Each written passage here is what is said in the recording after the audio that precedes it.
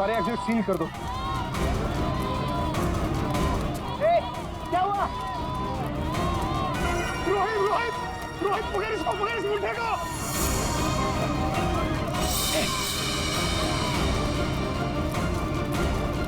रुक, रुक, रुक।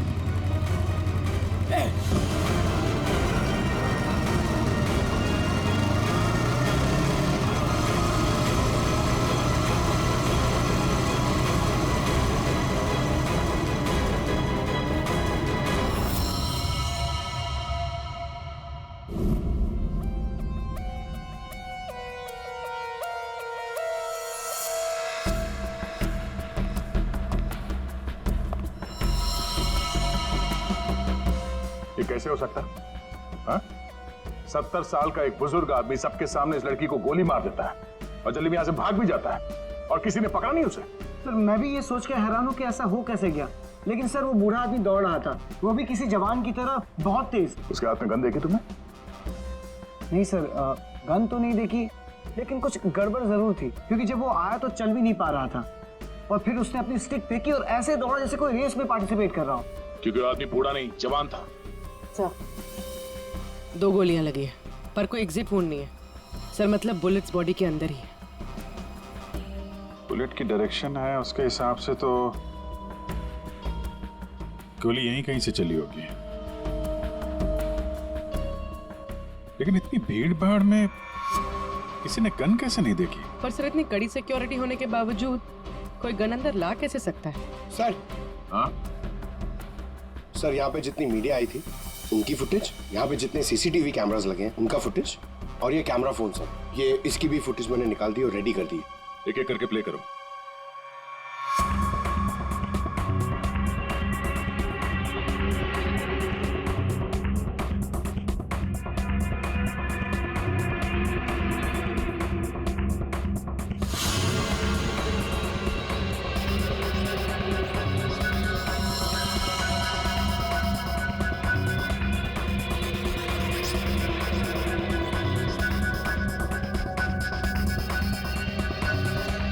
फुटेज देख के तो यही लग रहा है कि गोली उसी तरफ से चली है जिस तरफ ये बुजुर्ग आदमी खड़ा था, मगर कहीं भी उसका हाथ दिख नहीं रहा है और ना ही गन।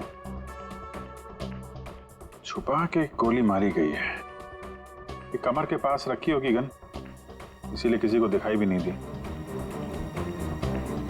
वॉचमैन सच कह रहा था, ये बूढ़ा तो ऐसे भाग रहा है जैसे किसी रेस में भाग रहा हो।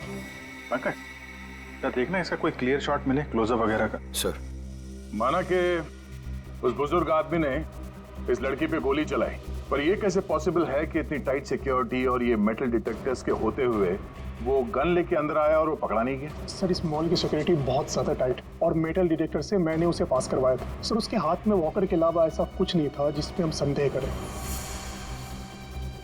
कहीं ऐसा तो नहीं कि वो गन डिसमेंटल करके इस वॉकर में छुपा के लाया हो, यहाँ पे असेंबल की और फिर इसका खून कर दिया? सर ऐसा बिल्कुल भी नहीं है, मैं पूरे टाइम उसके साथ था, उसने ऐसा कुछ भी नहीं किया जिस पे हमें संदेह हो या हमें लगे कुछ गलत कर रहा है। जी, वॉकर तो एकदम नया है। सर ये 2 बुलेट शेल मिले। अजीब सी बुलेट है तो किसी बड़ी राइफल की। कुछ ज्यादा ही कॉम्प्लिकेटेड केस है।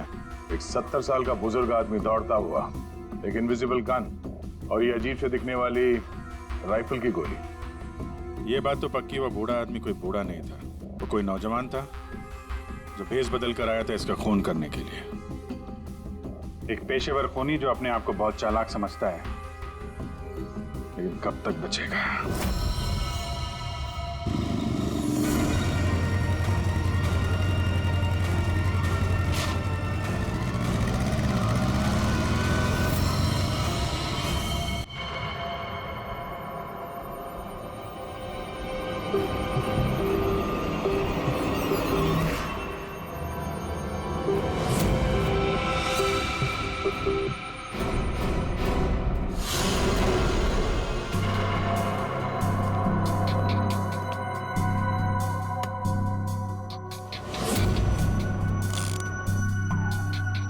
कमाल है, मेरे तो कुछ समझ में ही नहीं आ रहा है। सर मेरे भी। आखिर क्या कारण हो सकता है? काफी कंफ्यूजिंग है ना? वही तो मैं भी कह रहा हूँ तारिका, बहुत कंफ्यूजिंग है। क्या क्या कंफ्यूजिंग है सारुण के? बॉस ये अभिजीत बिल्कुल सही कह रहा है। वो केसिंग राइफल की और जो बुलेट है ये .228 राइफल की बुलेट है, लेकिन कमाल की बात यह है कि इस बुलेट को काट करके .380 पिस्टल की बुलेट में कन्वर्ट कर दिया गया। मगर उसे फायदा क्या? अगर उसे .380 बुलेट चाहिए थी तो वो कहीं से भी ले सकता था। इतनी मेहनत करने की क्या जरूरत है? वही तो हम कह रहे हैं दया, इसीलिए तो ये बहुत कंफ्यूजिंग है। और सिर्फ इतना ही नहीं, हमें उन शेल्स में से केबीएस के कुछ मैटर्स भी मिले हैं। अब ये केबीएस क्या है? कैट्रेलोन नाइट्राइल बुटाडीन स्ट्राइन। ये एक ऑयल बेस, तेल के ऊपर बेस किया हुआ प्लास्टिक होता है, बहुत ही मजबूत होता है। तो जो हमारी रोजमर्रा की जिंदगी में जो प्लास्टिक की चीजें इस्तेमाल होती हैं उसमें काम आता है। समझ में नहीं आ रहा है कि ये केबीएस मैटर बुलेट के शेल के अंदर कैसे? कहीं ऐसा तो नहीं कि ये बुलेट ही उस केबीएस मैटर के बॉक्स में रखी गई थी जिसकी वजह से वो उसके अंदर आ गए? ये भी हो सकता है बॉस। क्या मुझे कुछ टेस्ट और करने पड़ेंगे? जल्दी कर सारुण के, तब तक हम उन लोगों से मिलते जिन्हें कायरा से नफरत थी। हाँ, आई हेटेड कायरा। उसकी ब्यूटी की वजह से नहीं, बिकॉज उसकी हरकतें इतनी घटिया थी, वो इतना एटीट्यूड था उसमें, मुझे वो बिल्कुल भी पसंद नहीं थी। मेरी फिल्म आधी रेडी हो चुकी थी, लाखों का इन्वेस्टमेंट लग चुका था, और ये कायरा बीच में फिल्म छोड़ के चली गई। आप तो जानते हैं सर, फिल्मों में करोड़ों का इन्वेस्टमेंट होता है। कायरा की फिल्म छोड़ने के बाद में मुझे दूसरी हीरोइन भी नहीं मिली। मैं तो रोड पे आ गया सर। कैसे ना हिट करूं उसे सर मैं? बर्बाद करके रख दिया उसने मुझे। पूरे इंडस्ट्री में मेरी इमेज खराब करके रख दी है। हर तरफ ये अफवाह फैला दिया है कि मैं उससे प्यार करता हूँ। मेरी वाइफ मुझे छोड़कर चली गई। मेरा बस चलता तो मैं अपने हाथों से कायरा का गला दबा देता। अरे बीच काम में उसने अचानक से अपनी पेमेंट बढ़ा दी और फिर मुझे ब्लैकमेल करने लगी। वो हमारी कुछ पर्सनल फोटोज थी उसके पास में, जो मीडिया में देने की धमकी देती थी मुझे। सर मैंने अपनी माँ की कसम खाई थी कि मैं कायरा के साथ कभी काम नहीं करूंगा। उसने मुझसे प्रॉमिस किया था कि वो मेरे साथ एक इंटरनेशनल शो करेगी। एज पर द कॉन्ट्रैक्ट उसने कोई भी प्रॉमिस अपने पूरे नहीं किए। हैवी इन्वेस्टमेंट मेरा हुआ सर, बर्बाद करके रख दिया उसने मुझे। मैम आप ये बताइए कि आज सुबह 11:30 बजे कहाँ थे आप? ओह माय गॉड, आप लोग ये सोच रहे हैं कि कायरा को मैंने मारा है? Madam stop over reacting. You think I am a killer, right? Ma'am ये हमारा काम है, हम जो सवाल आपसे पूछ रहे हैं उसका जवाब आपको देना होगा। देखिए मुझे सर, कितनी सुंदर और नाजुक हूँ मैं। आपको लगता है मैं किसी की जान ले सकती हूँ? Abhijeet, yes sir. या, चल।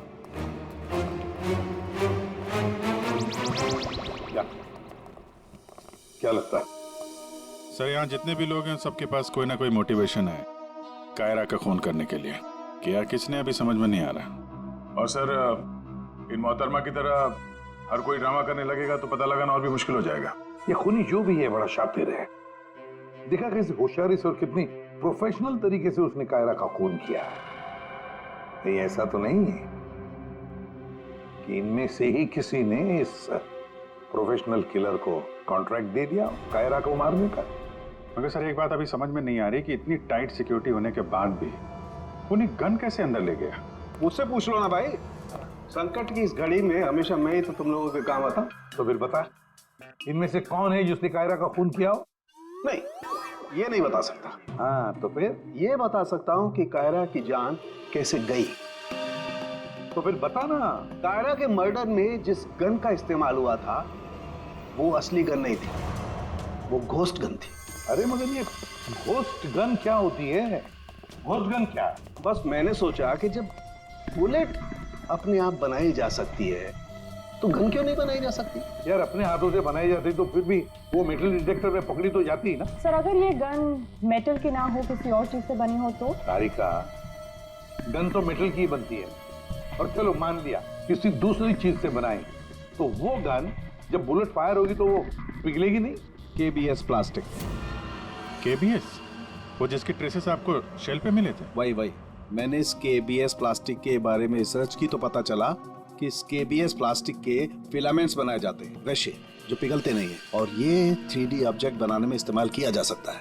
किसी भी नॉर्मल प्रिंटर में इंक के कार्ट्रिजेस होते हैं, लेकिन 3D प्रिंटर्स में फिलामेंट स्पूल्स होते हैं। बस medical models, architectural models, prosthetics और भी बहुत सारे नोवेल्टी आइटम्स, वो सब इससे बनाए जा सकते हैं। डॉक्टर साहब, इन सब का इस केस से क्या लेना देना है? लेना देना है दया।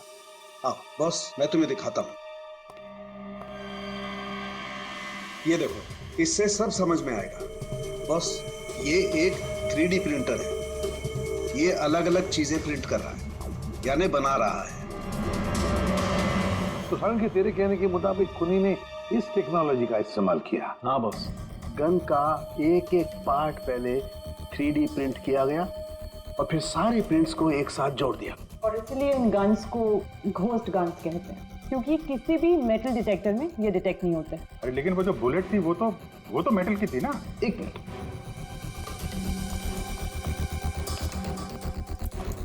बस ये मेरी घड़ी पूरी मेटल की है। अब मैं इस घड़ी को पहन के इस मेटल डिटेक्टर में से पास होता हूं। इसने डिटेक्ट किया। अब इसी घड़ी को हम KBS प्लास्टिक के बॉक्स में रखकर पास करते हैं। ये KBS प्लास्टिक के बॉक्स में ये घड़ी गई अंदर और हम इस मेटल डिटेक्टर से इसको लेके जाते हैं और इसने डिटेक्ट नहीं किया। तो बॉस, इतनी बड़ी मेटल की घड़ी को जब इसने डिटेक्ट नहीं किया तो बुलेट तो इससे ज्यादा छोटी है, आसानी से गुजर सकती है। यार मगर उसने ये बुलेट खुद क्यों बनाई? अरे बॉस, हम जानते हैं ना, एक राइफल की बुलेट की केसिंग ज्यादा बड़ी होती है बजाय पिस्टल की बुलेट की केसिंग, और ये आसानी से सारा गन पाउडर एब्जॉर्ब कर सकती है। इसीलिए प्लास्टिक की गन को कोई नुकसान नहीं पहुंचता, ताकि एक से ज्यादा फायर किया जा सके। बिल्कुल। तो फिर पता लगाते ये 3D प्रिंटर्स किन किन लोगों के पास। ये थोड़ा मुश्किल काम है। क्यों?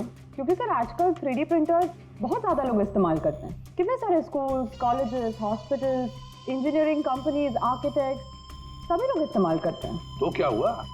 KBS फिलामेंट तो है, उससे पता लगाएंगे। ये रास्ता एकदम सही है, क्योंकि सिर्फ दो ही तरीके के फिलामेंट होते हैं, एक KBS और दूसरा BLA। BLA मतलब ब्लेंडेड, और BLA बहुत आसानी से तोड़ा मरोड़ा जा सकता है, और ये BLA बहुत ही इजीली मार्केट में अवेलेबल भी है, जबकि KBS इतनी आसानी से उपलब्ध नहीं हो सकता है। बस, तो फिर हम वो पता लगाएंगे कि कौन कौन लोग हैं जिनके पास वो 3D प्रिंटर है जिसमें KBS फिलामेंट इस्तेमाल होता है।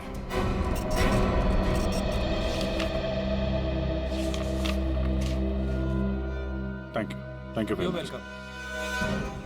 हाँ अभिजीत, कुछ पता चला? 4 लोगों के नाम मिले हैं जो ये व्हाइट कलर की KBS फिलामेंट 3D प्रिंटर्स में यूज करते हैं। आकाश, वीरेन, शैलेश और राजेश है स्पेक्टर डिजाइन फर्म का। चलो लग जाते हैं काम पे।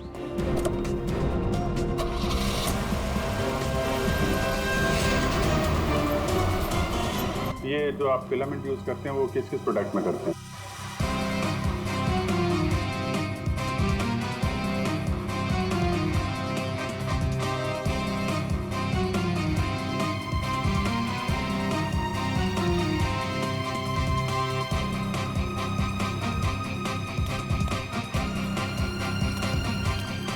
एक्सक्यूज मी सर, कहाँ जाना है आपको? यहाँ पे एक ऑफिस है स्पेक्टर डिजाइन फर्म, वहाँ जाना है। नहीं नहीं सर, इस नाम का यहाँ कुछ भी नहीं है। क्या? लगता है आप गलत एड्रेस पे आ गए। यार एड्रेस तो बिल्कुल सही है, यहाँ पे 405 नंबर फ्लैट में है वो ऑफिस। नहीं नहीं सर, यहाँ कोई डिजाइन फॉर्म नहीं है और इस बिल्डिंग में कोई ऑफिस भी नहीं खोल सकता। अगर गलती से किसी ने ऑफिस खोल भी दिया तो सोसाइटी उस पर फाइन लगा देगी। यहाँ से किसी भी बिजनेस का कोई वर्क का परमिशन नहीं है सर। तो ये 405 नंबर फ्लैट में रहता कौन है मालूम है? हाँ सर, 405 में एक लड़का रहता है, आनंद नाम है उसका। आनंद? हाँ, यहाँ का किराएदार है। सर आप पैसे नहीं जा सकते, रजिस्टर में एंट्री तो कर दीजिए आप। सर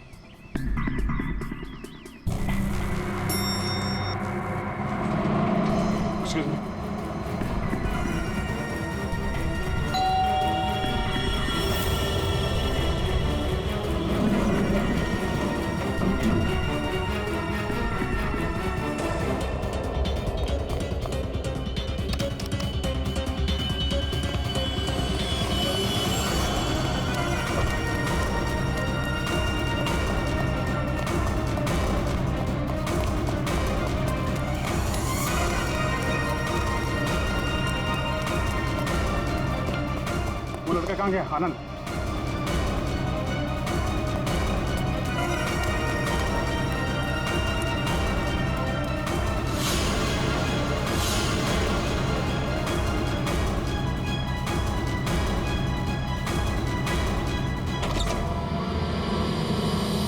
पूरे घर की तलाशी लेते हैं और जरा संभाल के।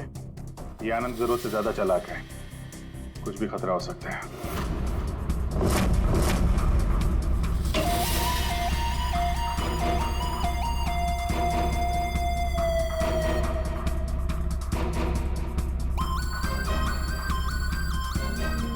अरे सर, जरा अंदर आइए, हमें कुछ मिला है। क्या है? ये देखिए।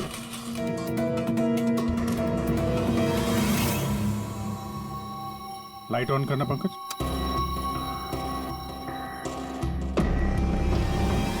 यहाँ पे तो पूरा वर्कशॉप खोल के रखा है। तरुण के साहब सही कह रहे थे, ये आनंद गन बनाने के लिए यहीं पे एक्सपेरिमेंट कर रहा था। ये देखा, फिलामेंट। यही वो फार्मूला है जिससे यहाँ पे वो 3D प्रिंटिंग वाली गन बना रहा था। लगता है सबको पिघला कर बना रहा था सब। ये गन जो है वो बड़ी बुलेट का फोर्स नहीं ले पा रही होगी, इसलिए उसने बुलेट काट के छोटी वाली बुलेट बनाई थी, ताकि इस गन से बुलेट चल सके और किसी की जान ले सके।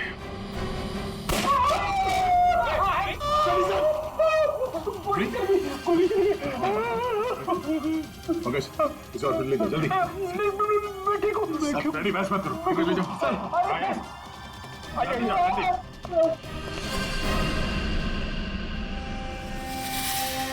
My God.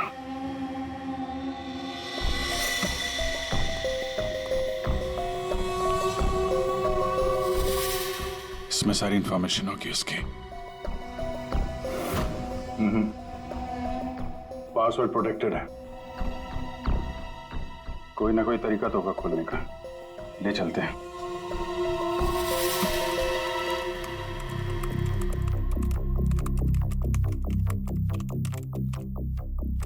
Come on.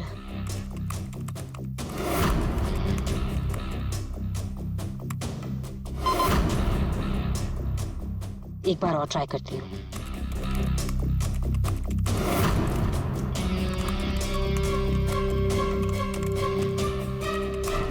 अलग अलग फॉर्मूला ट्राई कर रही हूँ, डिफरेंट कोडिंग्स भी ट्राई कर रही हूँ, लेकिन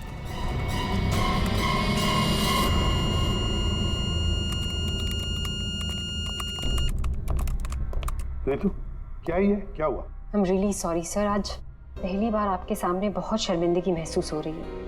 चाहे कुछ भी हो, शर्मिंदा होने की जरूरत नहीं है, जस्ट कीप ट्राइंग। सर मैंने सब कुछ ट्राई किया है, पूरी कोशिश की है इस फिंगरप्रिंट पासवर्ड को क्रैक करने की, अलग अलग formula, different types of coding भी यूज की है, लेकिन सब बेकार।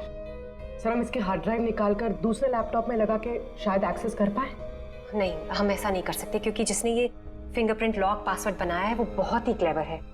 और अब हम अब क्या? सर हम 9 बार इनकरेक्ट पासवर्ड एंटर कर चुके हैं और ये पासवर्ड क्रैक नहीं कर पाए हैं। अगर एक और बार हमने इनकरेक्ट पासवर्ड डाला तो क्या? सर अगर 10वीं बार इनकरेक्ट पासवर्ड डाला तो इस लैपटॉप में स्टोर्ड सारी इंफॉर्मेशन, सारा डेटा डिलीट हो जाएगा ऑटोमेटिकली। मतलब एक और अटेम्प्ट और सारी मेहनत बेकार। I'm really sorry sir। नहीं होता है, हम लोगों के साथ भी होता है, लेकिन अभी भी हमारे पास एक आखिरी मौका है। जी, अब क्या करेंगे सर? तो अब इसे खोलने के लिए हमें वो खूनी चाहिए।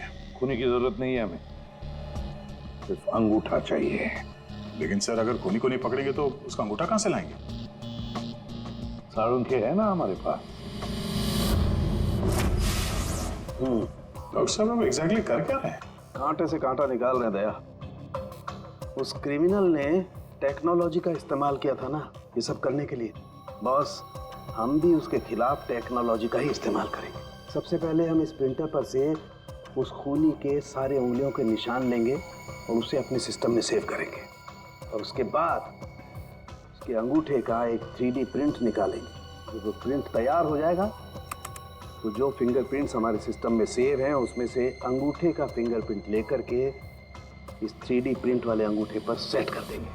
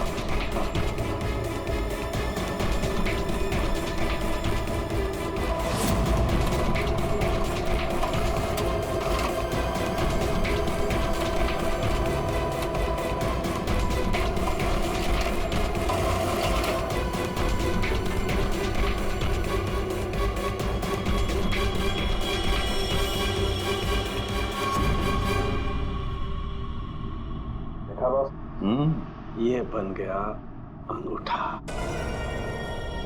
अब इस अंगूठे के थंब इंप्रेशन से उसका ये लैपटॉप अनलॉक करेंगे हम।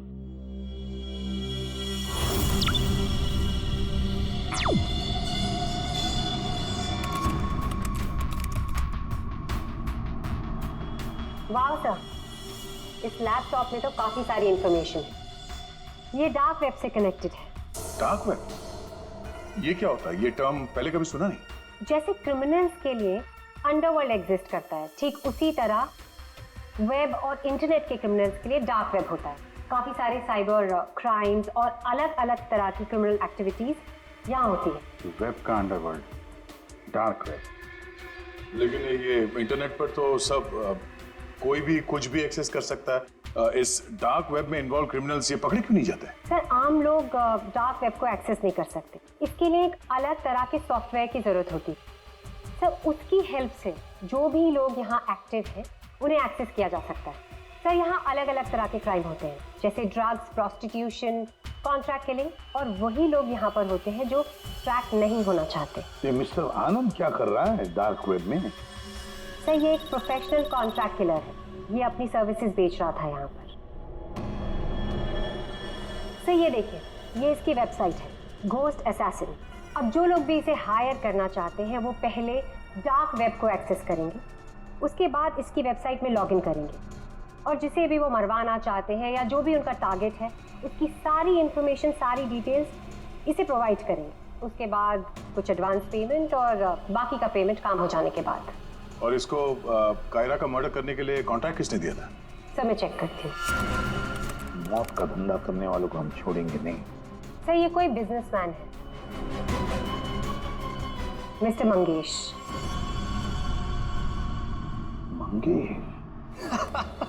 अरे तुझे मालूम नहीं मैं कितना खुश हूँ। हाँ, सारी तैयारी हो गई। अच्छा, एक काम कर, मैं अभी गाड़ी में बैठ रहा हूँ, सीधे एयरपोर्ट आ रहा हूँ। ओके, चल तू उधर ही रुक। Maldives, I am coming.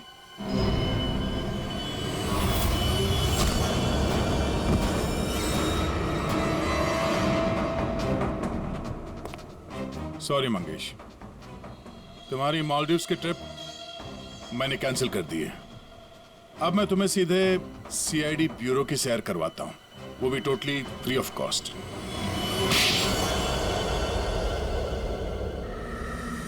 क्या करता मैं? बर्बाद हो गया था मैं।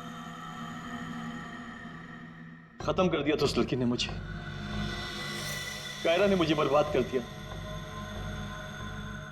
एक हैवी अमाउंट दिया था मैंने इसको इंटरनेशनल शो के लिए, और कॉन्ट्रैक्ट के हिसाब से इसने वादा किया था कि 3 घंटा स्टेज पे परफॉर्म करेगी। क्या किया? सिर्फ 1 घंटे परफॉर्म किया, बर्बाद कर दिया मेरे शो को इसने। तो अपना नुकसान पूरा करने के लिए तुमने जान ले ली उसको, और तुमने इस किलर को कांटेक्ट कैसे किया? मैंने उसका चेहरा नहीं देखा था। मेरे एक दोस्त ने मुझे रेफरेंस दिया था। ऑनलाइन मैंने उसको कांटेक्ट किया। जिसका खून कराना था उसकी पूरी डिटेल्स, पूरी इंफॉर्मेशन, फोटोग्राफ्स एक छोटे से वीडियो में बना के भेज दी। फिर उसने अपना काम कर दिया। तुम कभी मिले नहीं उससे? मैं इससे कभी नहीं मिला। सब कुछ ऑनलाइन हुआ। और उस असली खूनी को कैसे पकड़े सर? देख अभिजीत,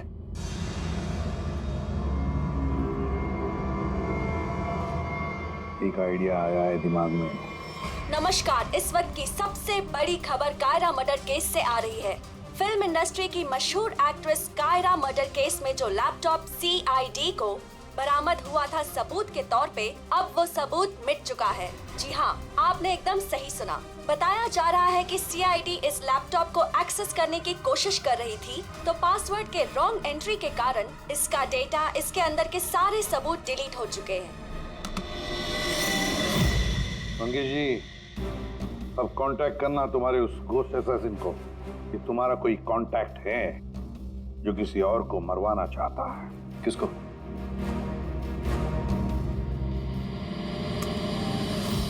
ये है।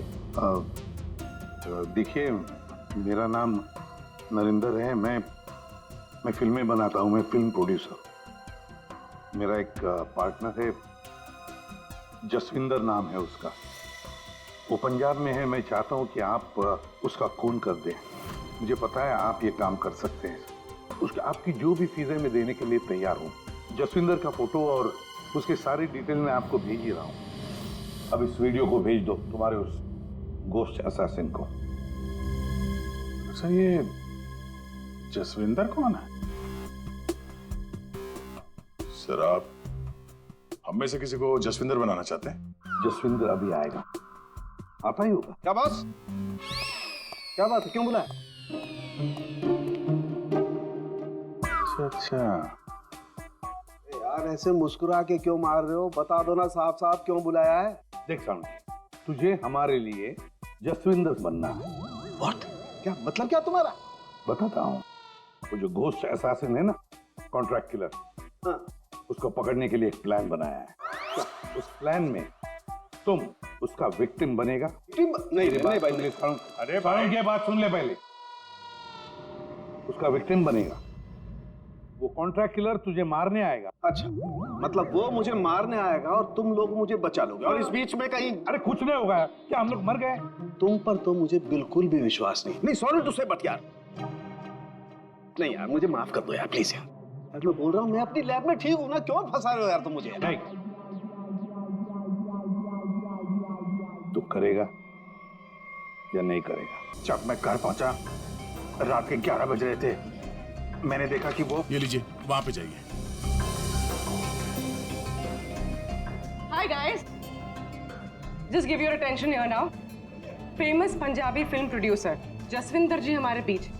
और आपने तो कल के न्यूज़पेपर में पढ़ा ही होगा कि वो अपनी अगली पंजाबी फिल्म की कास्टिंग कर रहे हैं, जिसके लिए वो male female lead actors, villain और कैरेक्टर एक्टर्स की तलाश में। तो आप लोग अपनी स्क्रिप्ट रेडी कर लीजिए, वो आते ही होंगे। And let me tell you, he is a very very busy man. All the best. Thank you. अरे सर आ गए। सत श्री अकाल जी साਰਿਆਂ ਨੂੰ, सत श्री अकाल। रुको बेबी। सर देखो बेबी, पहले कैंडिडेट को 5 मिनट के बाद मेरे रूम के भेज लो। हाँ चलो जी, सत श्री अकाल। चलो मेरा तैयार है, मेरा तैयार है। सर बैठ जाइए, मैं बताता हूँ। सर 5 मिनट में बैठ जाइए, आप लोग बैठ जाइए।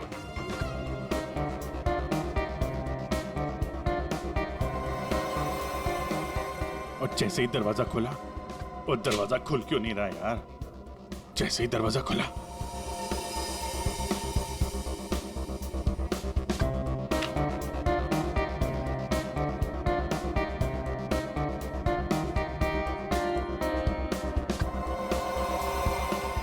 हैंडसम, किस कैरेक्टर के लिए आया? सर? हाँ जी सर, वो लोग रेडी हैं।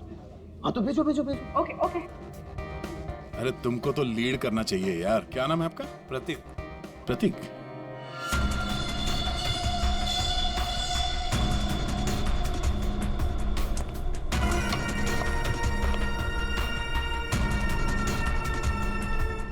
एक्सक्यूज मी, मैं भी ऑडिशन के लिए आया हूँ। आपका नाम क्या है? जी सुरेश। आप यहाँ साइन कर दीजिए।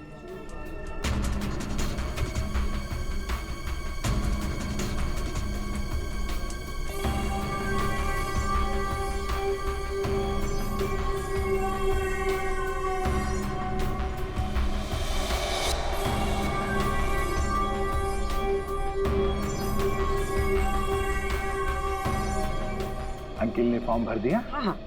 आइए अंकिल, आपका ऑडिशन पहले लेते हैं। स्क्रिप्ट? स्क्रिप्ट अंदर ही दे देंगे।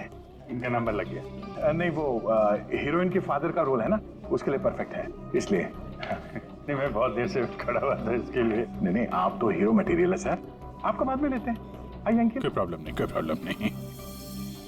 आइए, सीनियर सिटीजन है भाई, समझा करो।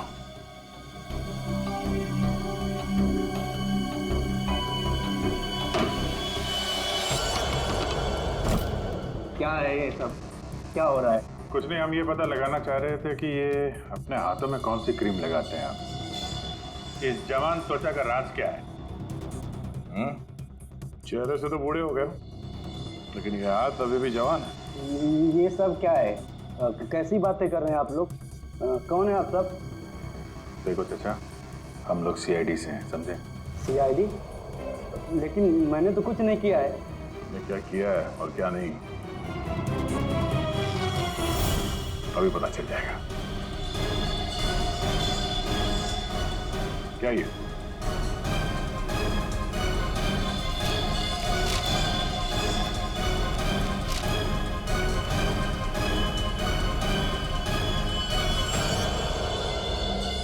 ये बेस बदल के यहाँ क्यों आए थे तुम? हैं?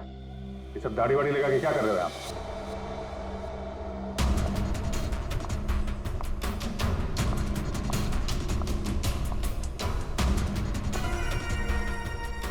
ओ जी, हाँ जी, कुछ तैयार किया आपने? हाँ हाँ,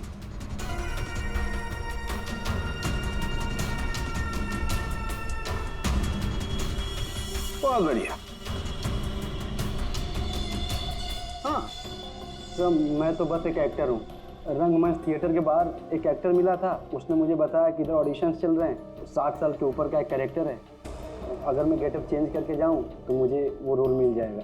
और उसने ये भी बताया कि प्रोड्यूसर साहब को मिठाई बहुत पसंद है, इसलिए मैं सबसे फेमस मिठाई वाले से ये मिठाई लेके आया।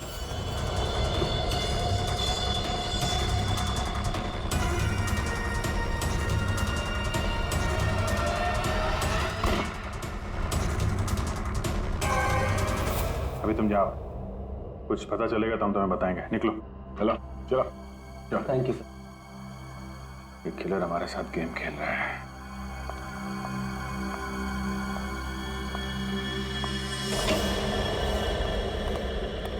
अंकिल ने बहुत अच्छा ऑडिशन दिया, रोल पक्का।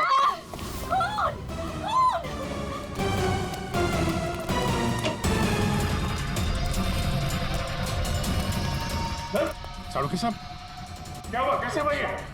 सर मैं यहाँ पर जब आई तो ऑलरेडी लाश यहाँ पर पड़ी हुई थी। कोई था यहाँ पे? मेरे यहाँ आने से पहले एक साड़ी वाली बाहर गई थी। पूर्वी जरा ध्यान रखना।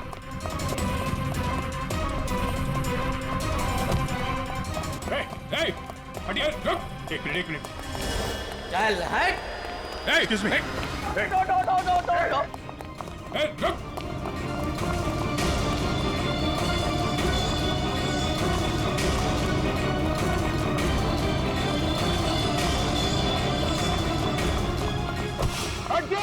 बैठ जाओ नीचे, बैठ जाओ। बस,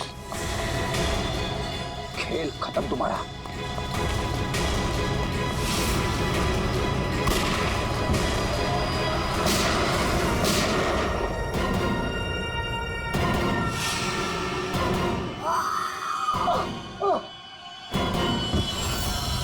बस, तेरा डार्क वेब का खेल खत्म।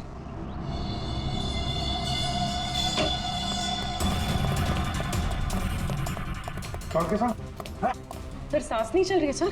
एम्बुलेंस फोन करो जल्दी। साड़ू साहब, अरे छोड़ दो दे। हाँ? छोड़ दो। अरे गिरा मत देना यार, अरे गिरा मत देना। क्या नाटक कर रहे हैं आप? ये हैं? खून कहाँ है? क्या नाटक कर रहे हैं आप? क्यों भाई, तुमने मुझसे इतना लंबा चौड़ा नाटक करवाया यार, जरा सा मैंने भी एडिशन कर दिया नाटक का यार। सर आपने ये सब किया कैसे? अरे सालू के नाम है ना मेरा। ये देखो, बुलेट प्रूफ जैकेट।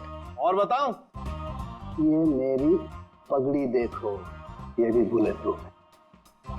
और भाई साहब, ये जो चश्मा है ना, गोली इसमें भी नहीं लग सकती है, ये बुलेट प्रूफ ग्लासेस है। और झटका तू, ये जो मेरी दाढ़ी है ना भैया, दाढ़ी का भी इंसान है बुलेट प्रूफ। वो तो ठीक है सर, आपके चक्कर में हम लोगों का हार्ट अटैक हो जाता तो